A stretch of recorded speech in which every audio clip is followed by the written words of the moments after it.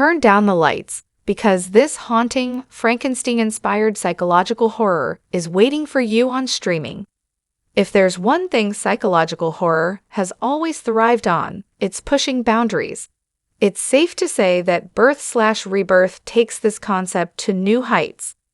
Overall, the film doesn't shy away from asking some incredibly uncomfortable questions, especially about motherhood and what happens when human obsession meets science. As gripping as it is unsettling, this Frankenstein-inspired picture is quietly making waves on Hulu for good reason, too. At the center of the narrative is Rose, Marin Ireland, a reclusive pathologist with questionable ethics, and Sally, Judy Reyes, a mother consumed by loss. Their paths cross in a way that's as intriguing as it is horrifying when Rose's morally dubious experiments offer Sally a chance to be with her deceased daughter again. Hello everyone, welcome back to my channel, Flickwire. My name is Darcy. I hope everyone is having a wonderful day. Keep watching. So let's dive into today's video.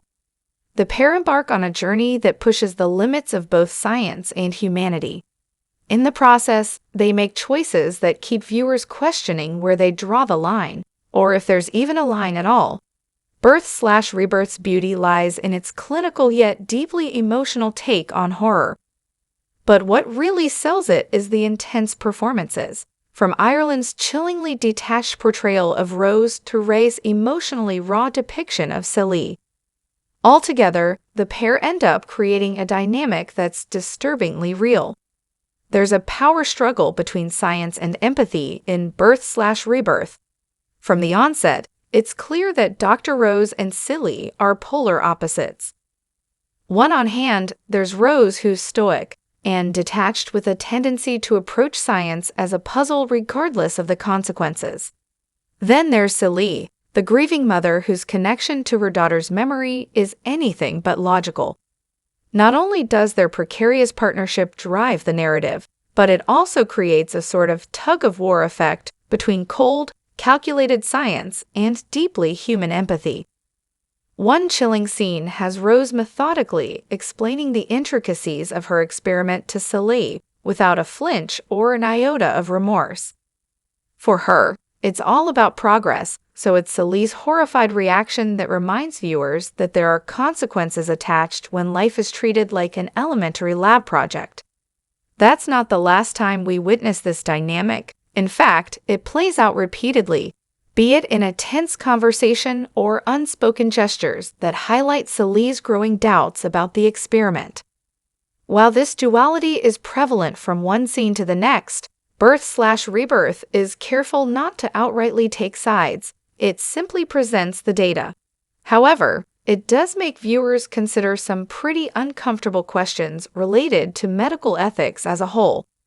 For instance, is groundbreaking progress worth sacrificing a conscience, or can empathy coexist harmoniously with ambition? The entirety of the film has Rose continually pushing the boundaries of science, while Sally wrestles with her moral compass. But the beauty of it all is how we end up having to sit with the messiness of these choices for the entire hour and 41 minutes runtime. How Birth/Rebirth redefines realism in horror. While looming monsters, supernatural forces, and dark, eerie spaces are as scary as they come, there are other ways to deliver terror. In that sense, Birth/Rebirth stands out from the crowd. While films like The Babadook, Hereditary, and The Witch equally rely on psychological and intangible scares, Birth/Rebirth's focus on scientific realism sets it apart.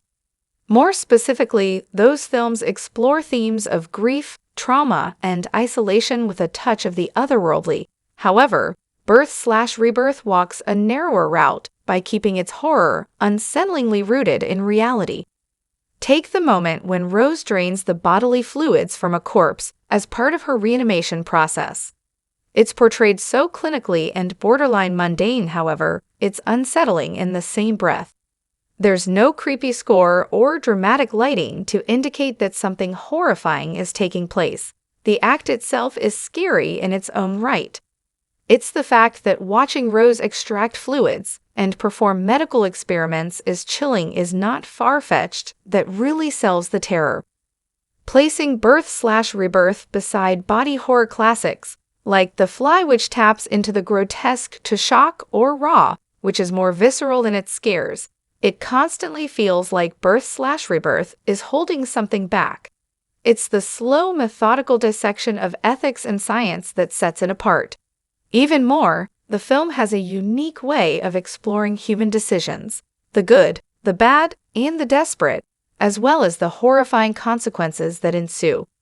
So, at the end of the day, the scares aren't about what could happen, but what might already be happening behind closed doors.